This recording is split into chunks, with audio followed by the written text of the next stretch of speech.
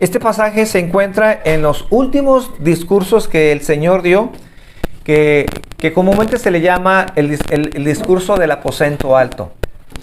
Quiere decir que cuando el Señor se presenta con sus discípulos en las Escrituras, Él empieza a enseñar ya no a las multitudes, ya no está refiriéndose a las multitudes, sino ya está en su etapa final, antes de ser entregado, antes de ir a la cruz. Las últimas palabras se las va a dedicar a sus discípulos. De hecho, hay series, hay estudios que tienen que ver con el último discurso que se le llama el aposento alto. El capítulo 15 de Juan representa esas últimas enseñanzas que Jesús dio a sus discípulos. Por eso es muy importante lo que aquí Jesús está enseñando a sus discípulos, porque Jesús ya va a partir, ya va a ser crucificado, Él ya no va a estar y solamente está dejando las últimas palabras, las últimas enseñanzas que considero que fueron muy importantes antes de que Jesús se fuera. Entonces, aquí en este sermón, en estos sermones que se le llama el aposento alto, pues está Jesús ya les dijo que quién lo iba a traicionar, quién era esa persona que lo iba a traicionar. Pero también ya les estaba diciendo que Él tendría que partir, Él tenía que dejarlos solos, pero que en realidad mandaría al Espíritu Santo. Estaría el Espíritu Santo. ¿Por qué? Porque Él no pretendía, obviamente, dejarnos solos. Él prometió mandarnos al Espíritu Santo. Dice en el mismo libro de Juan, en el capítulo 14, versículo 16, Juan 14, 16, dice: yo rogaré al Padre y Él lo dará otro consolador para que esté en vosotros para siempre. Luego más adelante, en el versículo 23, de ahí del mismo capítulo 14, respondió Jesús y les dijo: el que me ama, mi palabra guardará, y mi Padre le amará, y vendremos a Él, y haremos morada con Él. Hablando de que pues Él está a punto de partir, está dando sus últimas enseñanzas, pero aunque Él iba a partir, Él está prometiendo no dejarnos solos. ¿Y a quién nos iba a dejar? Al Espíritu Santo, ¿verdad? ¿Por qué menciono al Espíritu Santo? Porque lo que vamos a estar estudiando tiene que ver con la obra del Espíritu Santo para que nosotros podamos dar frutos. Entonces ellos ya sabían, entonces ya estaban aprendiendo que el Padre y el Hijo harían morada en la vida de ellos, en la vida de sus discípulos. Y en ese contexto es que aparece el capítulo 15. Ya leímos capítulo 14, que Él está a punto de partir, que no los iba a dejar. Y entonces aparece el capítulo 5, en donde les enseña que Él es la vid y nosotros los pámpanos. Algo que quiero resaltar de la vid en el tiempo de Jesús es que la vid era un árbol muy apreciado.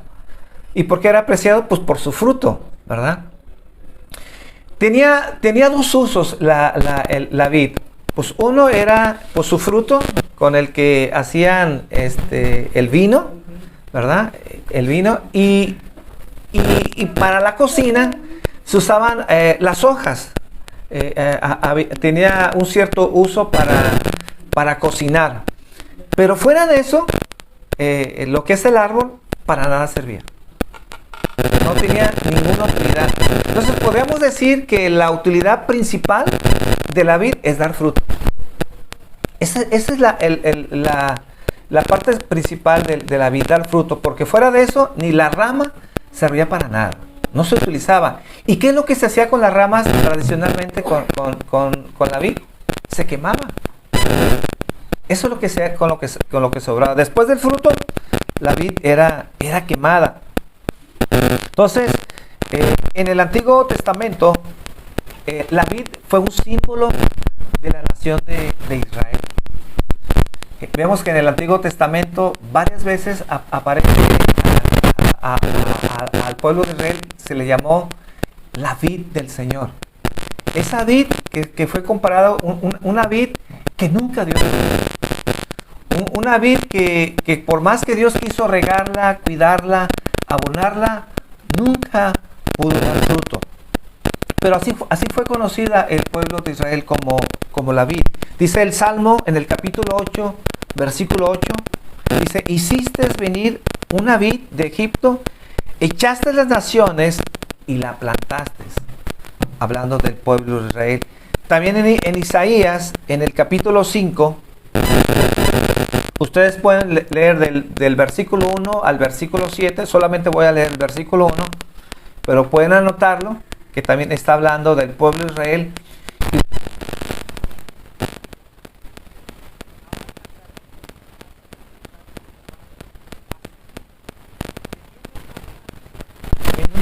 En una ladera fértil. Y si ustedes leen todo eso, empieza a hablar que aunque la puso en una ladera fértil, que abonar, que Dios la cuidó, que se debería de esperar que diera mucho.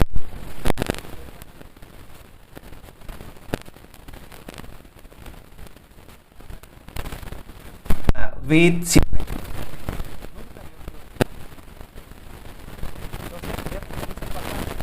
esperaba que diese uvas, pero solamente dio uvas silvestres.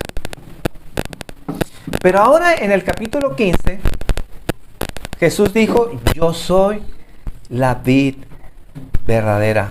Ahora, no en contraposición de que el pueblo de Israel era la vid falsa, no. Porque eso no está diciendo aquí.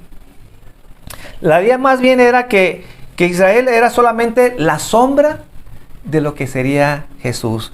Jesús, se puede decir, es la verdadera viña o el verdadero Israel. De manera que todos esos frutos que Israel no pudo producir, como les dije en Isaías capítulo 5, versículo 1 y versículo 7, como esa nación no pudo producir fruto porque fue una nación infiel a Dios, ahora Jesús va a producir ese fruto a través de la vida de sus hijos, a través de sus discípulos. Por eso es muy importante lo que estoy diciendo. No me quiero meter mucho a eso, pero estoy tratando de contrastar para que ustedes puedan ver la idea que Jesús quiso transmitir en el capítulo 15. ¿Quién era la vid en el Antiguo Testamento? El pueblo de Israel. ¿Qué pasó con el pueblo de Israel? A pesar de que fue puesta en buen lugar, que fue sembrada en buena tierra, que Dios la cuidó, no dio fruto. ¿Era una vid falsa? No era una vid falsa. Solamente Dios quiso ilustrarlo para que luego pudiéramos entender que la vid verdadera era el Señor Jesucristo. Esa vid verdadera que da frutos de verdad, no como el pueblo de Israel. Ahora, ¿de qué fruto está hablando Jesús? Porque siempre en las iglesias, cuando se habla de fruto, pues se habla de mil cosas, menos lo que en realidad la Biblia quiere enseñar, o lo que este pasaje quiere enseñar. Tal vez en muchas iglesias se ha enseñado que tiene que ver con ganar almas. Bueno, al menos a nosotros, muchos se nos enseñó que una persona cristiana, ¿cómo medimos su fruto? Pues en la manera en que está ganando almas, ¿verdad?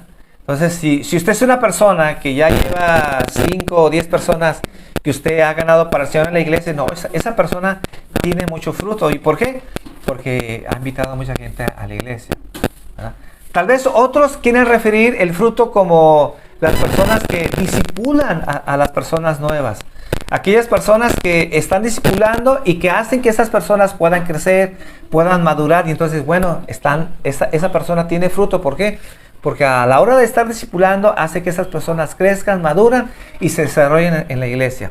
Bueno, en cierta manera, esa es parte del fruto, pero no es la esencia del fruto. No es la esencia del fruto verdadero que está hablando aquí Juan capítulo 15.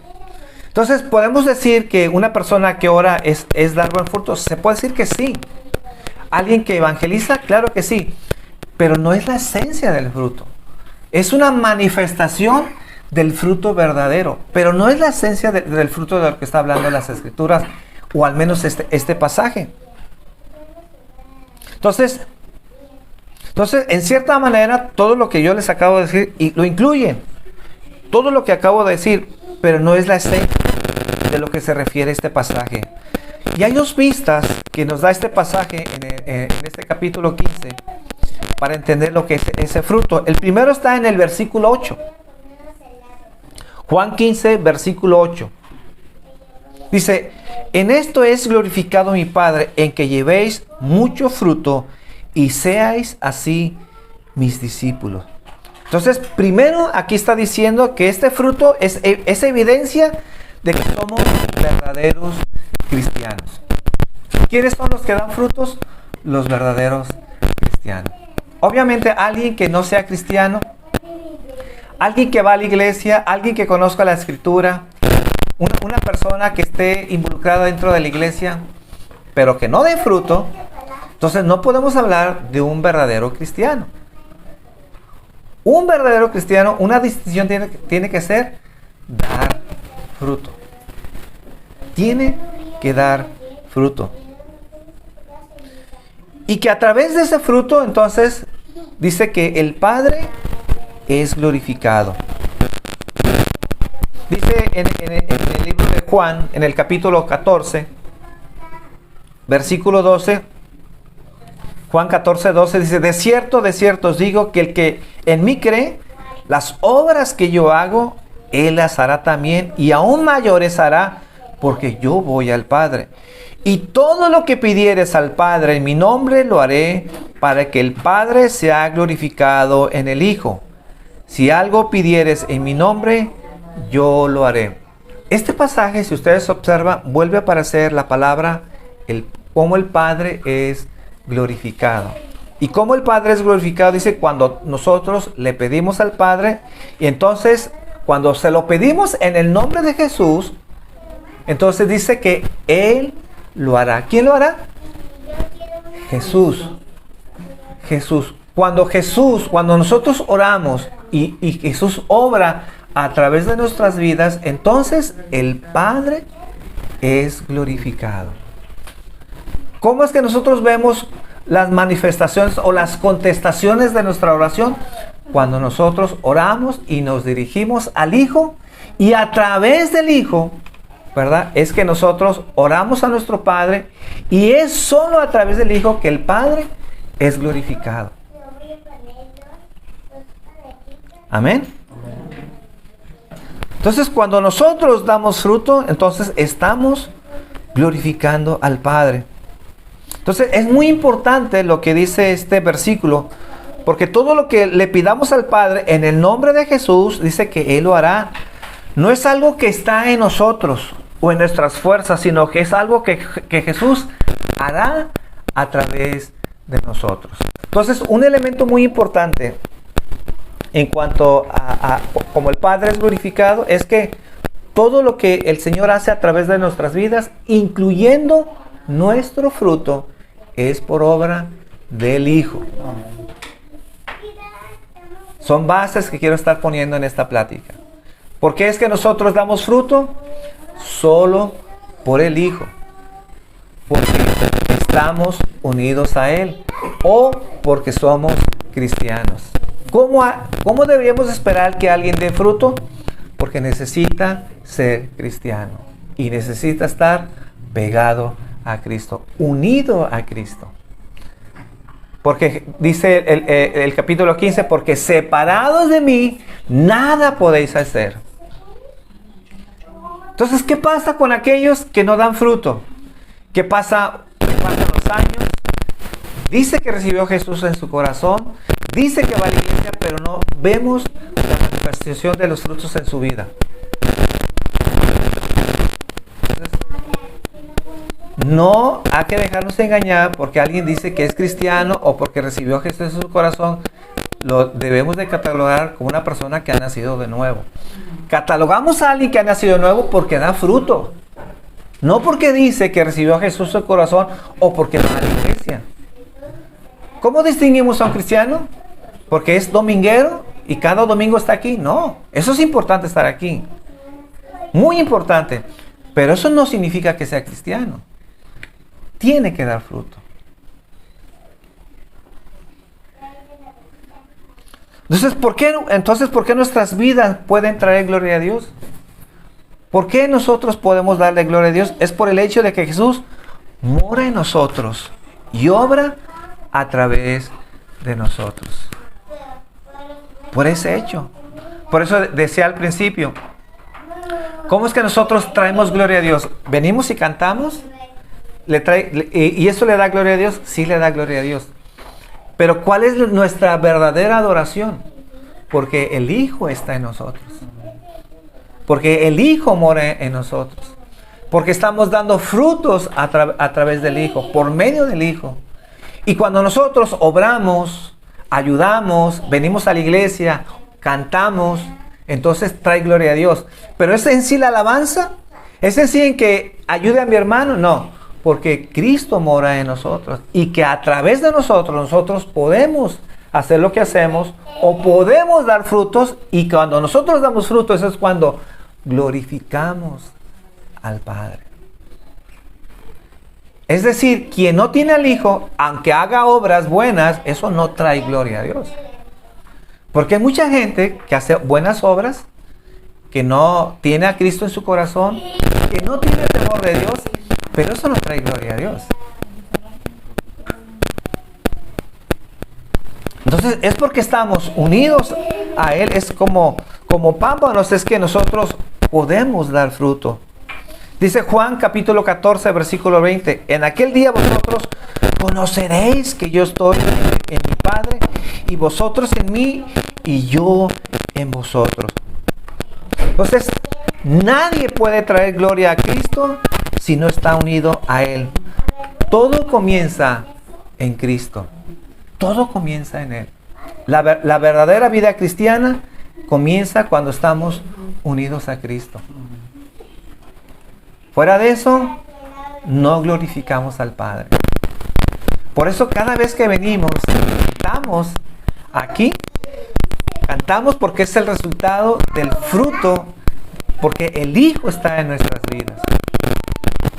¿Ustedes creen que apantallamos al Padre porque le cantamos y nos arrodillamos y le cantamos bien? No.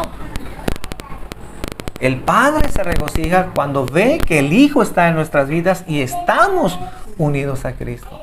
Y el resultado de esa unión es nuestra adoración, nuestro canto. Venimos porque queremos cantarle. No nos sentimos forzados, no nos sentimos obligados, sino porque es algo que Dios ha puesto en nuestras vidas. Deseamos adorarle, deseamos cantarle, porque eso está en nuestro corazón.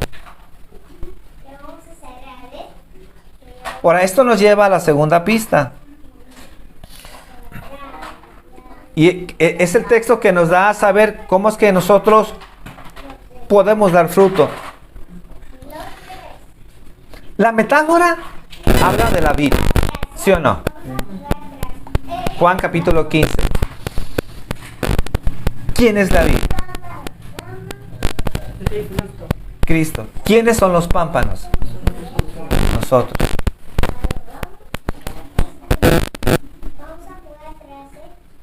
Si nosotros tenemos un naranjo, tenemos un árbol de naranjo, ¿qué esperaría? ¿Usted qué esperaría que diera fruto? Naranjos. ¿Y si usted tiene un manzano? Ok. Si Jesús es la vid, ¿qué frutos va a dar esa vid?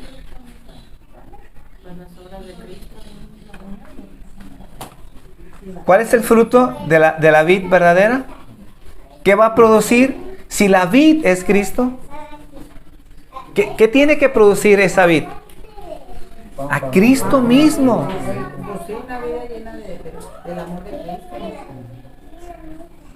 ¿Ya ven por dónde voy? Si esperamos que un manzano dé manzanas, ¿qué esperamos de Jesús, que es la vid? Que dé Cristo. Ese es el fruto. ¿Qué debemos esperar en la vida de un cristiano? ¿Que sepa mucho la Biblia? No. ¿Que vaya a la iglesia? Por eso le decía, no, eso es parte, pero no es la esencia del fruto. ¿Qué debemos de esperar en un verdadero cristiano? El carácter de Cristo. ¿Perdón? El carácter de Cristo. El carácter de Cristo. ¿Qué tiene que ver la gente en la vida del cristiano? A Cristo. La vida de Cristo. Obviamente muchos, pues, en muchos no se nota mucho a Cristo, ¿verdad? Nos hace falta mucho. De ahí la importancia de este tema, porque tal vez en algunos es más notable, en otros no tan notable. Pero tenemos que trabajar en eso. Porque al final de cuentas, el verdadero fruto es formar la vida de Cristo en nuestras vidas. Porque si, bueno, es que estoy involucrado en un ministerio. Yo soy una persona que voy y comparto el evangelio. Obviamente que eso es bueno. Y de alguna manera se relaciona con el fruto. Pero a final de cuentas, la esencia del fruto tiene que ver con nuestro carácter. Con nuestra forma de pensar. Con nuestras intenciones.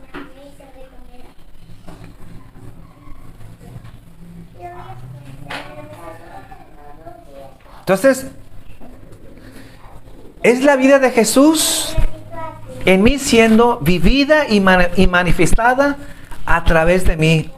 Y que eso es lo que trae gloria al Padre. Ese es el fruto que da un verdadero creyente. Jesús está siendo reproducido en nosotros. Nosotros estamos siendo conformados al carácter de Jesús. Entre más se ve Jesús en nosotros, más gloria recibe el Padre.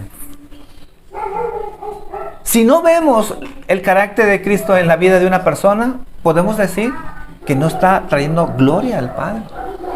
Pero si estamos viendo en tu vida el carácter de Cristo, más Cristo en tu vida, estamos viendo que usted está trayendo más gloria al Padre. Por eso yo les decía al principio, bueno, es muy importante cantar. Inclusive si usted quiere arrodillarse, excelente. Una humillación de cuerpo, alma y mente. Pero ¿en dónde está la esencia de la verdadera adoración? ¿En que usted se hinque? No. En que usted manifieste más a Cristo en su vida. Y eso no cualquiera. Porque muchos sí se pueden hincar. Muchos hasta pueden llorar. Y pueden cantar. Pero manifestar el carácter de Cristo, no todos. Porque estamos aprendiendo, Juan capítulo 15, que es lo que al Padre le agrada y trae gloria a Él. Entonces podríamos decir que el fruto es predicar el Evangelio, pero a través de Jesucristo, a través de Él. Es servir, pero solo por el poder de Él lo podemos hacer. A final de cuentas, quien se lleva la gloria es Jesús. Amén. Entonces, ¿qué genera nuestra productividad? Nuestra unión con Cristo. Dice Oseas capítulo 14, versículo 8. Dice, Efraín dirá, ¿qué más tendré yo con los ídolos? Yo lo oiré y miraré. Yo seré a él como la haya verde, de mí será hallado tu fruto. O sea, en otras palabras, a través de Él, a través de Cristo. ¿Cómo encontramos fruto en la vida de un cristiano? A través de Cristo. Cuando Cristo está morando en la vida de la persona. Ahora, ¿cómo se producen las uvas en las ramas de la vid? ¿Cómo se producen las uvas en las ramas de la vid? Técnicamente, las ramas no producen ningún fruto. Por más que se esfuercen, las ramas no producen frutos. Yo ayer comenté en la página de la iglesia, les subí un pensamiento, no sé si lo leyeron, y les decía que el fruto del cristiano no es que nosotros nos esforcemos, no es que nosotros hagamos un esfuerzo sobrenatural para que entonces nosotros podamos producir el fruto, no. En realidad, el meollo del asunto es que nosotros damos frutos es porque estamos unidos a Cristo. Usted no tiene que esforzarse. Usted no tiene ni siquiera que orar y convencer a Dios para que usted dé fruto. ¿Qué es lo que nosotros tenemos que hacer? Estar unidos a Cristo. Ahora, hay algo muy importante en esto que estoy diciendo. Cuando la Biblia habla de estar unidos a Cristo, lo está hablando de una forma legal. Estamos unidos porque Cristo nos unió, ¿verdad? ¿Y por qué le digo de una forma legal? Porque no lo vemos físicamente, ¿verdad?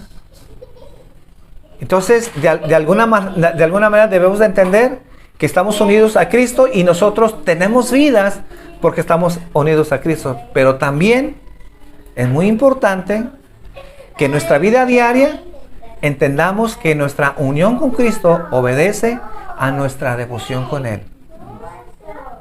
¿Usted ha nacido de nuevo? Usted está unido a Cristo. Obviamente que sí. ¿Y cómo es que estamos unidos a Cristo? Por medio del Espíritu Santo. Pero de una forma vital, de una forma experimental, nosotros tenemos que estar unidos a Cristo. Y eso es algo que a nosotros nos corresponde. ¿Y cómo lo hacemos? Con nuestra comunión con Cristo. Yo lo podría resumir en dos cosas. ¿Cómo podemos saber que alguien está unido a Cristo? Por dos cosas. Porque obedece y porque tiene relación con Dios. Obedece y tiene relación con Dios. Si a usted le falta una de esas cosas, yo le puedo decir que no está teniendo unión con Cristo. En una forma vital, de una forma experiencial. Legalmente estamos unidos, sí. Si usted es cristiano verdadero, claro que lo está. Pero si no lo está haciendo en una forma experimental, se va a notar. ¿Y cómo lo vamos a notar? Que no vamos a dar frutos.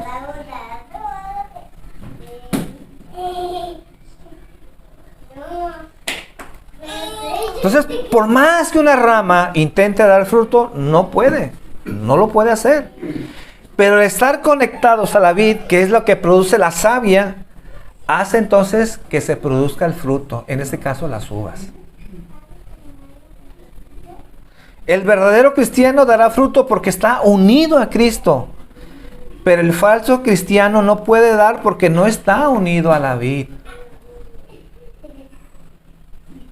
¿Qué dice el pasaje 15? ¿Quiénes son los que dan fruto? Los que están unidos a la vid. Entonces, ¿qué pasa con aquellos que parece que están unidos a la vid? Bueno, no están.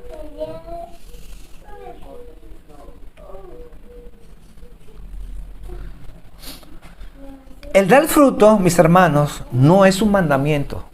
No es algo que caiga en nuestra responsabilidad. No es que Jesús nos está diciendo, usted tiene que dar fruto y entonces es un mandamiento y tiene que obedecer y tiene que hacerlo.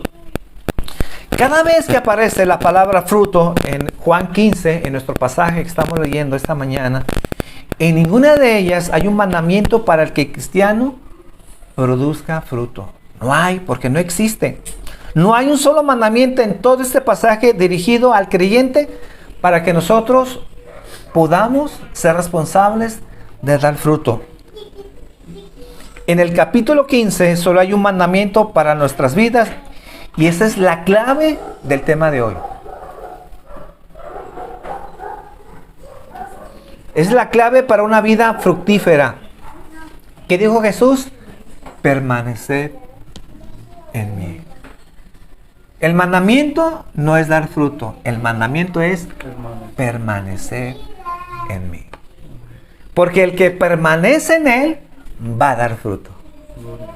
Porque no está en la rama darle fruto, sino ese está en el poder del árbol. Quien produce la savia. ¿Quién es la vid? Jesús. ¿Quiénes son los pámpanos? ¿Quiénes son las ramas? Nosotros. Nosotros no podemos dar frutos. ¿Pero cómo podemos dar frutos? Jesús dijo, ese es el mandamiento, permaneced en mí. Por eso les digo, porque separados de mí, nada podéis hacer. Entonces, cuando usted deja de orar, cuando usted deja de leer la Biblia, entonces, ya, en cierta forma, usted no se está ligando a Cristo. Espiritualmente, legalmente está unido a Cristo. Eso hay que entenderlo. No estoy diciendo que usted está separado de Cristo, no. Pero una forma vivencial, ¿verdad? Cuando usted deja de orar o cuando usted deja de asistir a la iglesia, entonces dejamos de tener esa comunión y esa relación con Cristo. Entonces, capítulo 15, solo hay un mandamiento para nuestras vidas y esa es permanecer en Él. Esta palabra aparece 15 veces en el capítulo 15. Así que el enfoque de nuestra vida cristiana es permanecer en Jesús. Esa es la clave en permanecer en Él. Eso significa permanecer en mí. ¿Y qué significa permanecer en Él? Como le dije anteriormente, tener comunión con Él. Tener comunión con Él. Ser dependientes totalmente de Él. Todos los días de nuestras vidas.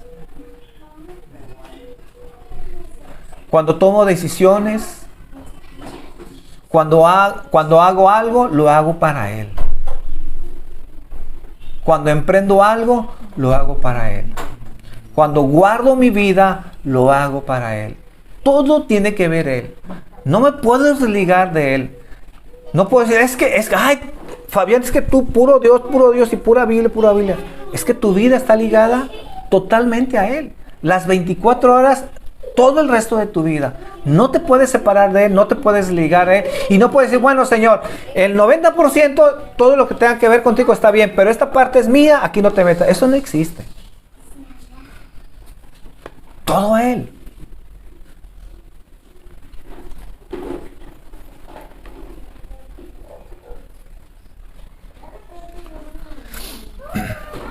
Por ejemplo, la Biblia nos enseña que el esposo y la esposa dice que están unidos, ¿verdad? Y se hacen uno.